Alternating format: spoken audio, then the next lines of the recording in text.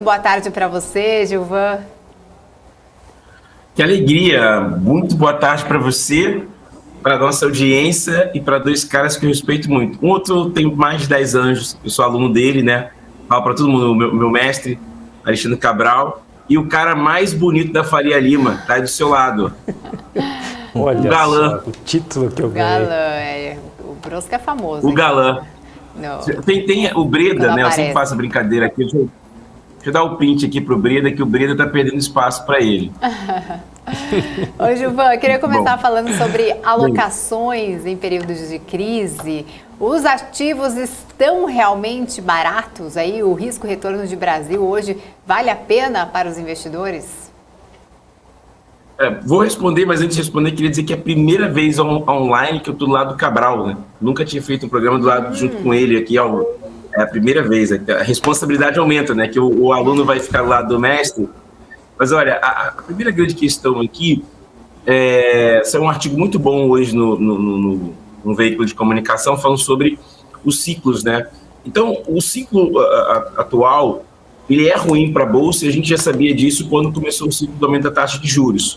Mas os balanços estão vindo super bem, assim, as empresas estão sólidas, tem algumas com bom capital, tem outras, por exemplo, empresas que fizeram IPO ano passado estão sofrendo mais, essas estão sofrendo mais. Mas a velha Bolsa, como a gente gosta de brincar, está mostrando bons balanços. E o setor que sofre porque os juros penaliza a sua operação e penaliza o poder econômico dos seus clientes, sofre um pouco mais, que é o setor do varejo, construção civil. Então, o que a gente tem que olhar é a capacidade das empresas atravessarem a crise. E aqui vem aquela velha máxima, né? Que é a questão de tem empresas que estão valendo, o caixa dela vale mais do que elas têm em bolsa. Então, tem boas oportunidades. O que vai ter que ser feito é peneirar. E tem empresa hoje que tem mais caixa do que o valor dela de mercado em bolsa. Gilvan, posso ou vai o galã do Marcos? Pode ir, Cabral, pode ir. Sou eu ou o galã? Sou eu? Então tá bom. Então, meu amigo, deixa eu tirar uma dúvida contigo. Ok que tem ação que tá baixa, ok que tem ação que tem mais caixa do que valor de mercado, ok para isso tudo. Mas nós temos dois possíveis problemas.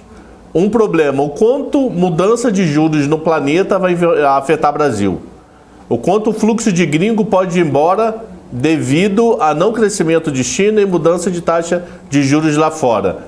E o quanto o novo presidente, que eu não sei se é Lula ou Bolsonaro, atualmente é Lula, mas é impossível botar a mão no fogo dizendo que é Lula, pode afetar setores. Dizem que setor de educação é bom com Lula, porque ele pega pesado no FIES.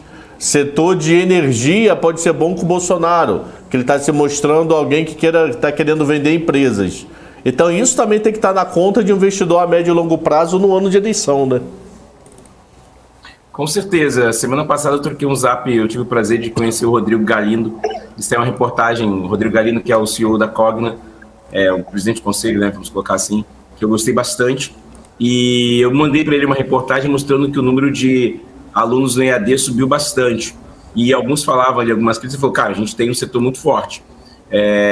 Sobre o setor de construção civil, eu falo também com algumas pessoas que está sofrendo bastante com juros altos, está difícil fazer financiamento imobiliário. Então, vamos pegar do final para o início, você está corretíssimo. O que eu gosto de chamar disso é a taxa de carrego, né? É a taxa de carrego para você levar essa operação. Por exemplo, ontem eu fiz uma postagem, até o Peter Linchado comentou, MRV está R$7, cai 50% nos últimos 12 meses, vai pagar um dividendo de 2,39 de dividendo yield, mas para quem está com papel está perdendo 50%. Então, Alexandre, o que consta aqui é a taxa de carrego. Se o investidor ele vai ter essa probabilidade de taxa de carrego, porque a gente vai entrar no cenário de volatilidade. O Armínio Fraga e o Malan falaram sobre isso, o risco inflacionário é muito alto. Então, o que vai acontecer é a taxa de carrego, o investidor está preparado para isso. Lembrando, né, que o Brasil perde atratividade se continuar tendo uma política fiscal que tire a confiança do gringo, porque o gringo agora tem uma taxa de juros subindo e está vivendo com inflação alta que ele não viu anteriormente.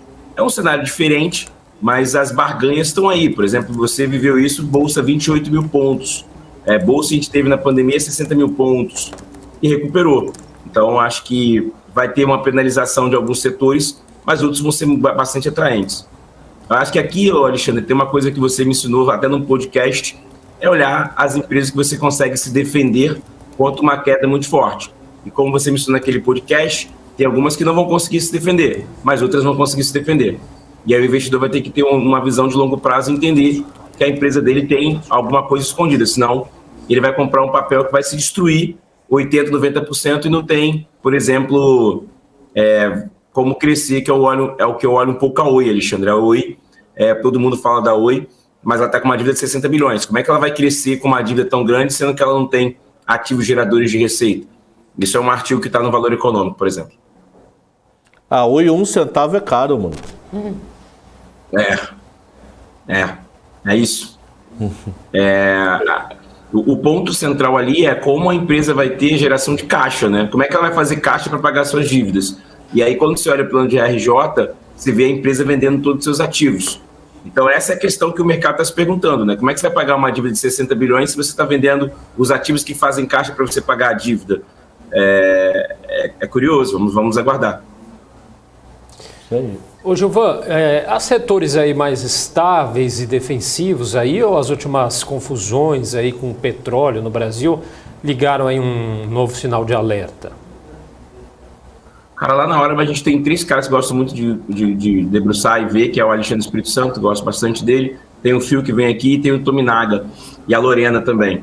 Cara, os setores basicamente vão ser os que fazem caixa sem precisar entrar em poder de juros, né? Então você olha ali, saneamento básico, cara, é mais do mesmo. Isso aqui, ó, deixa eu achar aqui. Eu vou achar aqui, um segundo. Cara, esse cara, o Jeremy Siegel, ele escreveu esse livro antigo, tá? Investindo em ações a longo prazo, né? Cara, um livro super antigo que tá aqui, mas, deixa eu botar aqui na câmera certinho. Boa, foi. Boa. Cara, ele fala isso, ele é um professor de Harvard, cara, vão ser os setores que você consegue ter previsibilidade. Setor que depende do varejo, de consumo das famílias, cara, vai sofrer muito.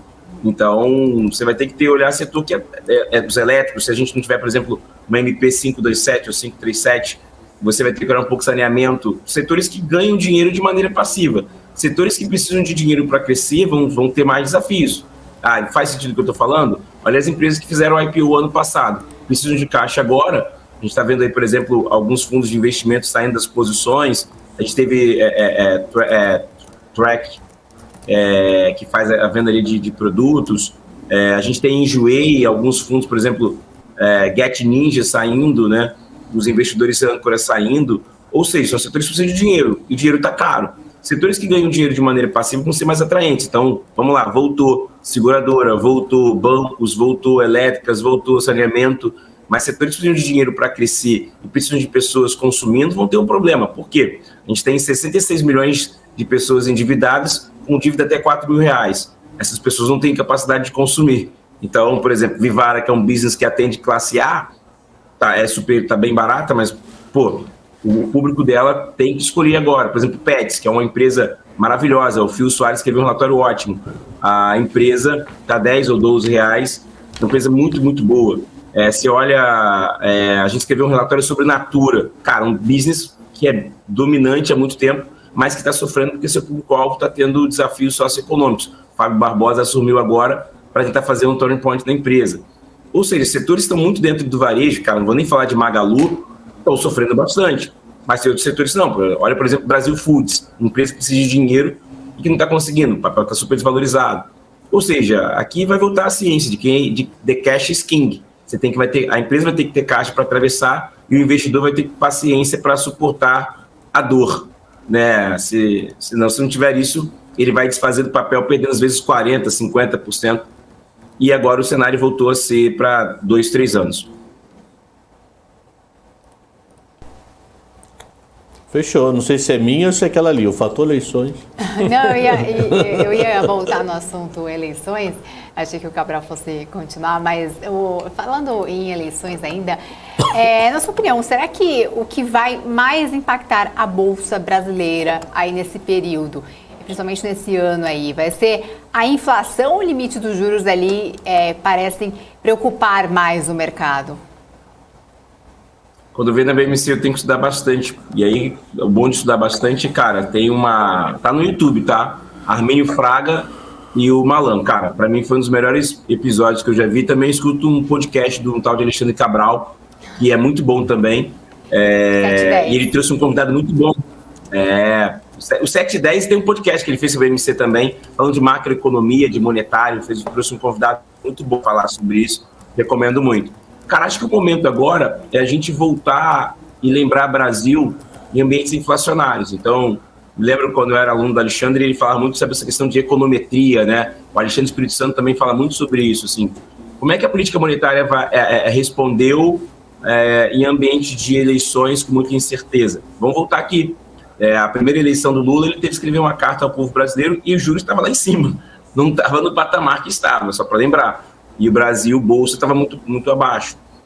Fez as reformas, trouxe as reformas, e o Brasil o Bolsa começou a andar. A gente tem que lembrar que Bolsa acima de 100 mil pontos é uma novidade, né? Que não é uma novidade que dura 10 anos, dura 5 anos, 4 anos. Bolsa, dentro do período da década de 2010 a 2020, 2005, botar 2015, era uma bolsa que andava um pouco de lado. Só em 2007 que o mundo teve uma abundância de liquidez que a Bolsa no Brasil começou a andar. Então, em política, basicamente, a gente sabe que países emergentes sofrem com gastança. Então, para mim, eu acho que tem que botar aí, Isa, uma nova variante, é a fiscal, né? Porque se você continuar gastando muito, você vai ter um problema. Nossa dívida está em 7 trilhões, e foi isso que o Ilan e o Armínio, o Malan e o Armínio falaram. Então, política, o Alexandre falou muito bem. Qual é a política de quem vai entrar? Ontem, o candidato da esquerda, ele estava fazendo sua apresentação e ele foi paralisado porque alguém entrou falando, cara, você não botou renda mínima aqui que eu botei no processo. Isso é uma verdade, né? Como é que você vai recuperar o Brasil sem fazer distribuição de renda? E aí, se você está gastando muito agora e ano que vem você vai ter que fazer talvez uma transferência de renda, como é que você vai fazer transferência de renda se você gastou tudo agora? Por exemplo, agora a gente tem a lei das estatais, talvez sendo alterada. Então a gente tem, por exemplo, algumas coisas positivas que o Temer fez sendo desconstruídas. Então, os pilares que sustentaram a estabilidade inflacionária estão sendo arrancados. Então, eu não acho que é os juros sozinho, porque os juros ele não pode ficar mais, Isa, de 2 anos, né, Alexandre, tão alto, ele mata muito a economia. Até o Xavier falou isso, Rodrigo Xavier da SPX. Se os juros ficar 3 anos nesse patamar, ele estrangula ainda mais a economia. Então, o desafio é inflacionário e fiscal, na minha visão. Eu acho que essas são as duas variáveis e eu me apoio muito do que o Alexandre Espírito Santo e a Lorena falam lá e a Sandra Blanco também falam na hora. Meu amigo, falando em juros, vamos raciocinar juntos aqui. China meio que patinando, apesar que Xi Jinping hoje falou lá que tem mais trilhão para gastar. Vamos para farra. Só que se o maluco vai para um boteco, pega a Covid, ele para o país. É só um doido lá dizer que tá com Covid, ele para 1 milhão de pessoas em casa. Então, China numa incerteza do inferno. Você não tem como confiar hoje na China. Não estou nem falando em dados, falando se vai crescer ou não vai, porque do nada alguém pega um Covid. Você pega juros trabalhando na casa de 13%. Você consegue pré na hora uma 15%, 16% com FGC de olho fechado. Quem vai ser o comprador da Bolsa? Tanto é que o volume da Bolsa está fraco, 22, 23. Quando a Bolsa estava menor, com o PU menor, o volume estava 30, 31. Agora que o PU está um pouco maior, o volume vai ser maior, porque a ação está mais cara. Antes eu comprava uma ação a 10, agora eu compro uma ação a 11. Então quem vai ser esse comprador da Bolsa, maluco? Então minha grande dúvida é essa. Se China patinar e juros de 16, quem vai comprar? Enjoei, Jet Ninja, a gente tem que vender isso tudo. É tudo oi, maluco. É oi quanto nome. O que a Dínamo tá na Enjoei, eu não entendo. Alexandre, pergunta boa. Acho que a gente tem que pegar um período, tá? Que é 2011 a 2016. Tiveram basicamente 1 ou 2 IPOs no Brasil. A gente teve mais OPA, encerramento de capital, do que abertura de capital. Esse assunto é relevante porque, como diz lá o grande cara, né, o Rod Markets, em ciclo dos mercados, a gente está entrando num ciclo que bolsa não é mais atrativa para quem chegou na festa ontem. Desculpa o meu comentário, mordaz. Quem chegou na festa ontem, bolsa não é atrativa. Bolsa está sendo atrativa para profissionais e investidores que tem uma visão de longo prazo. Então, quem vai entrar em bolsa é quem está olhando oportunidades para daqui 3, 5 anos. A gente sabe que os juros vai ficar alto. Você botou, por exemplo, China, mas a gente pode olhar a Oceania, também está ruim.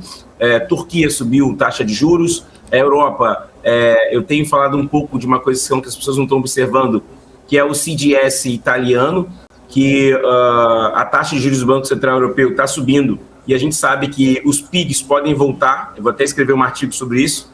O que são os PIGs, né? Portugal, Irlanda, Espanha e Itália, basicamente, podem voltar para o cenário. Por quê? Porque juros subindo na Europa aumenta o endividamento dessas nações, que sofreram muito lá atrás, e que até a Dina me escreveu uma carta chamada Juros Negativos, que é a carta 101, eu estava estudando essa carta, mostra que a Europa vivia muito bem com juros negativos. Agora que a Europa vai ter que aumentar os juros, e você tem um problema de distribuição da Rússia, aumentando o custo, por exemplo, do gás para a Europa, a Itália tem um problema seríssimo. A Itália, Portugal e Espanha. Isso vai chegar no radar em breve.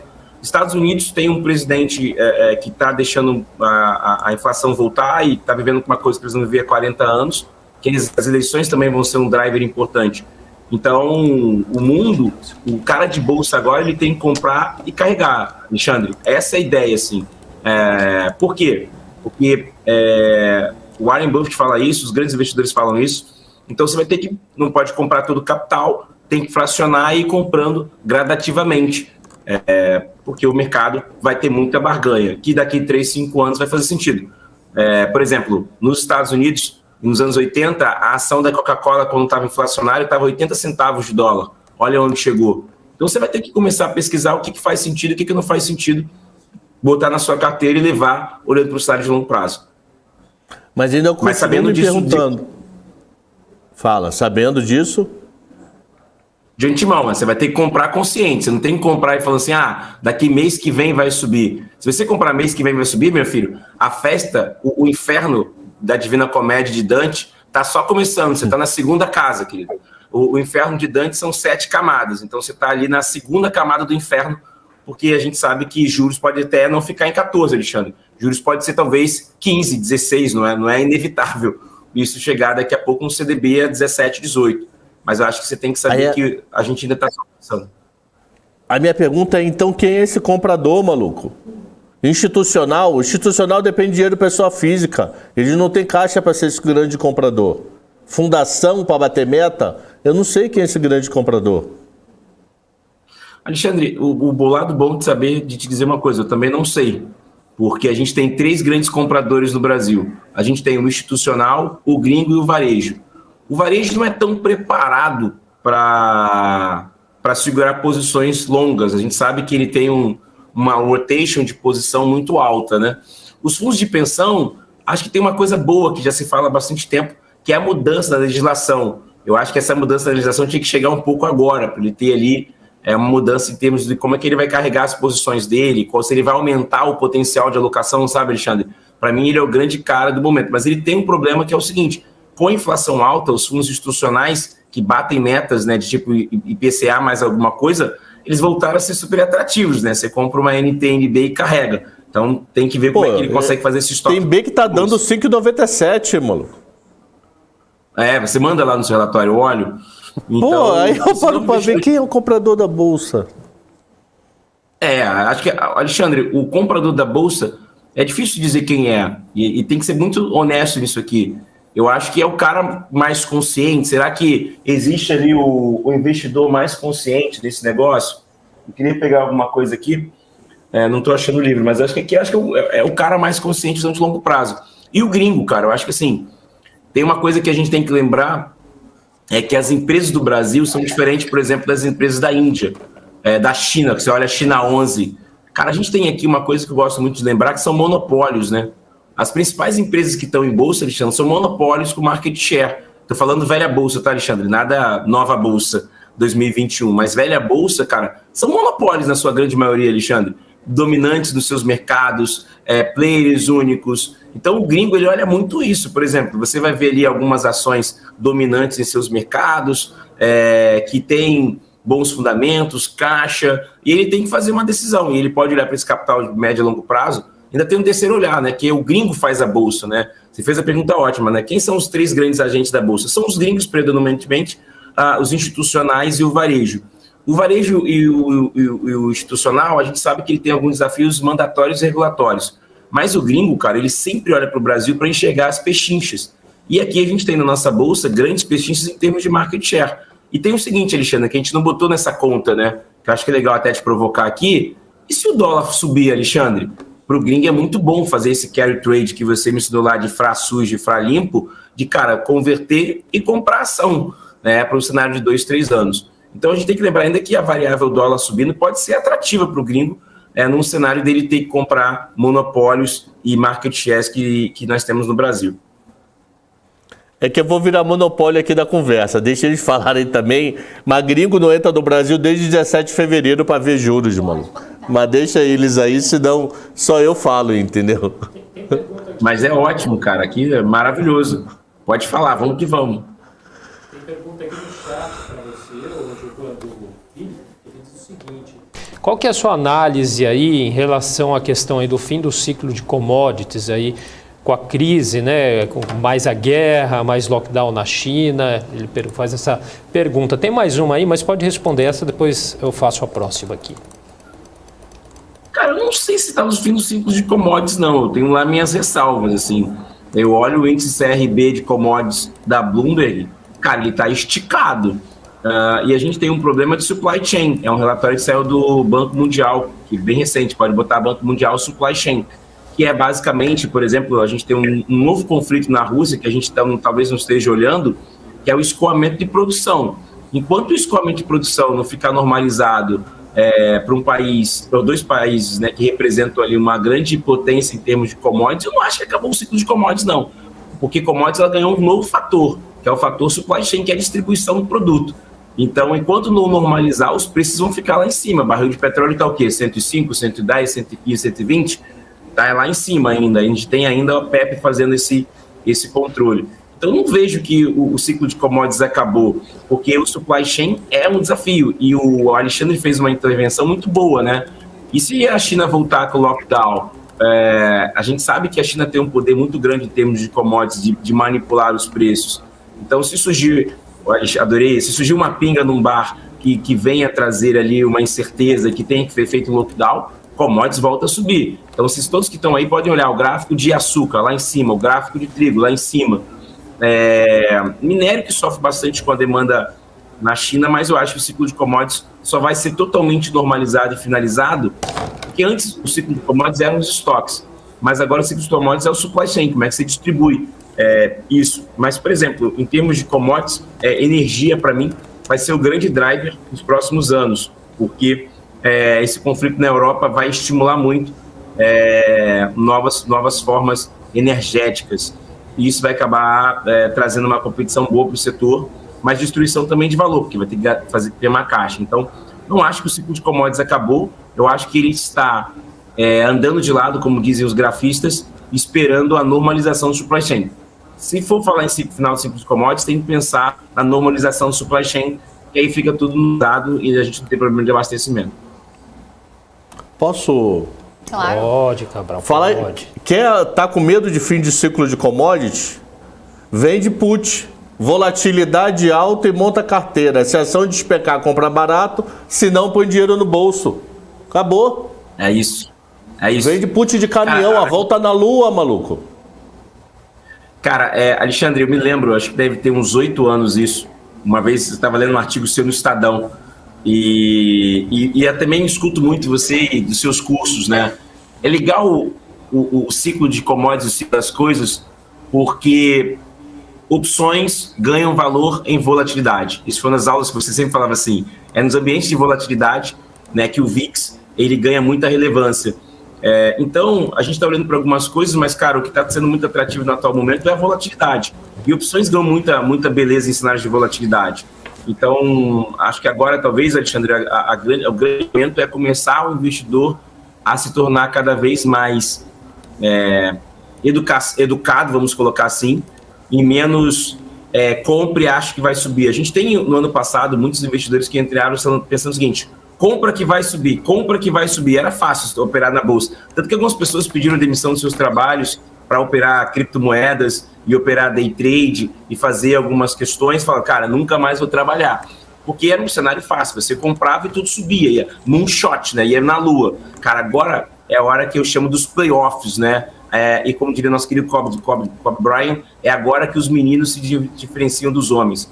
Então agora é a hora de você entender a beleza das opções, das puts, das travas, das estruturas, de como você consegue ganhar dinheiro sem correr tanto risco, fazendo, por exemplo, intervalos entre preços e expectativas.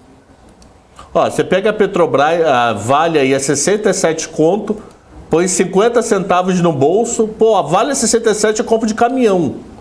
Eu vou receber para comprar, maluco? Ô, pelo amor de Deus. Isso porque volta alta. Isso. Mercado calmo não faz o que eu tô falando não, hein? Que vai tomar na tarraqueta. E Alexandre, eu acho que a gente, até falava assim, acho que a gente tem aí um ciclo de volatilidade. No Brasil já teria, mas está trazendo outras coisas, pelo menos uns 6 meses. Não sei se você concorda comigo. A gente está em junho, a gente vai para julho, né? Então a gente tem até novembro eleições, caso tenha segundo turno, a passagem de governo. Então são 6 meses aí de vol, de incerteza. E, mais uma vez, eu queria lembrar que os PIGs podem voltar. A Peppa Pig, vou copiar o Alexandre aqui, a Peppa Pig pode voltar em qualquer momento, porque os juros na Europa subindo, pessoal, olhem os CDS, né? O CDS dos países europeus está embicando. E os juros na Europa alto volta com endividamento. A gente tem que lembrar que, por exemplo, a Itália tem uma relação dívida-PIB de 120% a 130%. E não tem, por exemplo, uma força produtiva como tem países como China e Estados Unidos. Para mim, a Peppa Pig pode voltar a qualquer momento e isso tem que estar no radar. E aí isso é volatilidade. Volatilidade é proteção com estruturas, com puts, entendendo bastante, por exemplo, as compras, a venda coberta, as compras com defesa. Vejo um pouco disso. Mas isso é para um investidor que está entendendo que ele tem que se especializar nesse momento. Eu acho que não é um mar para moonshot, né, de comprar e achar que vai na lua. É um mar de comprar e entender o que está fazendo um pouquinho. Evitar o Bumba Meu Boi, né? Bumba Meu Boi, adorei, maravilhoso. Isso, Bumba Meu Boi. É um mar diferente, assim. E, gente, a gente já falava disso desde os primeiros semestres. Olha, todos os gestores escrevendo suas cartas, cara, a gente já sabia que a gente ia entrar no ambiente de volatilidade. O desafio agora é a volatilidade com o cenário internacional, que é algo novo. Mas, assim, o lado bom é que as grandes fortunas foram construindo... eu vou estar com o Duda da Ocam daqui a pouco, adoro o Duda. Cara, esses ambientes que você faz ganho, né? O Rogério Xavier, ele foi pessimista na SPX, ganhou muito. O pessoal da Vista foi ali e ganhou muito. A SPX foi muito estrutura em juros, por exemplo. Com o put call, né, Alexandre? Usando ali estruturas de juros futuros para fazer ganho. Então, é um cenário que, se você tiver liquidez e força para atravessar, vai ter muita coisa boa. Venda o desafio agora momento, só isso. Boa. Só a segunda pergunta aqui do Felipe, que eu fiquei de dar e não falei. Ele fala aqui, o que é mais atrativo nesse cenário aí? Renda fixa com segurança e taxa de 12% ou bolsa? Cara, aqui é princípio de alocação, né? Tem esse cara aqui que morreu, que eu adoro, tá aqui do lado. Esse livro para mim é uma aula, chama Desbravando Portfólios. Esse cara, ele era o gestor do endowment do fundo da faculdade de Yale. Cara, esse cara é um monstro, tem que ler. Eu tento ler um capítulozinho dele todo dia, que é basicamente uma estrutura de 80, 90, 5, 5, 80, 15, 5, 95, 2,5, 2,5. O que é isso, né? Você tem a renda fixa, por exemplo, quando você fica um pouco mais técnico, você começa a entender a fronteira eficiente de Markowitz.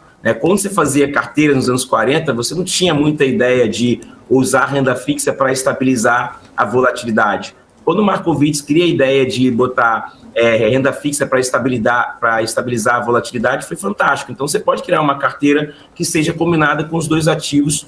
Primeiro que você acha pela ideia da diversificação, mas você acha ali uma fronteira eficiente.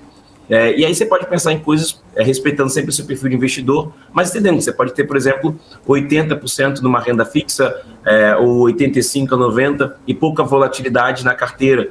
Então, não tem uma ciência absoluta, mas tem uma beleza matemática que algumas teorias, para quando você tenta se especializar, respondem. Então, você pode ter uma combinação de renda fixa e renda variável, que são os grandes modelos que acabam fazendo isso. Por exemplo, a gente tem ali os fundos multimercados. A beleza do fundo multimercado, por exemplo, é que ele tem a liberdade de alocação. O fundo de ações, ele sofre no atual momento, porque se ele é um fundo que é 67% comprado em ações, ele carrega a posição e não pode mexer tanto, né? Ele vê a posição caindo. E aí o mercado, por exemplo, criou uma classe que agora está apanhando muito, que é o long bias, que é o que pode ter uma liberdade na sua construção de carteira. Então aqui vai ser muito processo de locação, mas tem uma beleza, que pode ser renda fixa e renda variável, não tem um caminho ou outro. Pode ser os dois caminhos, mas você tem que ter uma ideia que eu vou ter uma maior parte onde eu tenho estabilidade e previsibilidade, e vou ter uma menor parte onde vou ter volatilidade e incerteza, que eu posso, por exemplo, fazer como os fundos de investimentos pensam e usar estruturas de opções sem correr tanto risco. Então, você pode ter aí 3 variáveis, a renda fixa, a renda variável e as estruturas que te defendem nas posições. A gente tem na hora, mas o pessoal faz a estrutura sempre. Você tem aqui um curso do Alexandre, não só o curso, mas a beleza do que ele pensa, que a gente sabe que você pode ter isso. Então, você pode fazer, mas por que você está falando de fundos? Porque esses caras trabalham com, em média, 300 milhões de reais na sua posição, defendendo e ganhando dinheiro, perdendo. Tá certo. Só para o Cabral tinha falado alguma coisa de entrada de capital estrangeiro, né? Tinha até uma pergunta exatamente sobre isso. Você quer concluir, Cabral? O pessoal estava perguntando exatamente sobre... Porque gringo saiu nos últimos 4, 5 pregões, isso me assustou. Gato subiu no telhado, né, Alexandre?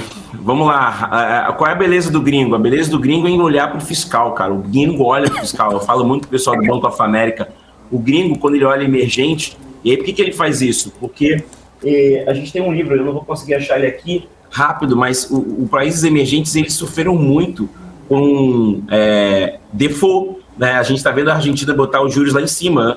Então, o gringo fala assim, cara, a Argentina que tem uma história inflacionária e pouca política fiscal, tá lá em cima. Pô, o Brasil tá abandonando o fiscal e o monetário está com os desafios e tá tendo inflação. Pô, deixa eu subir no telhado. Mas, por exemplo, se você olhar as 3 bolsas ganhadoras no mundo, curiosamente, é Chile, que estava ruim ano passado, Portugal, né? E são países que estão tendo suas bolsas com muitos ganhos.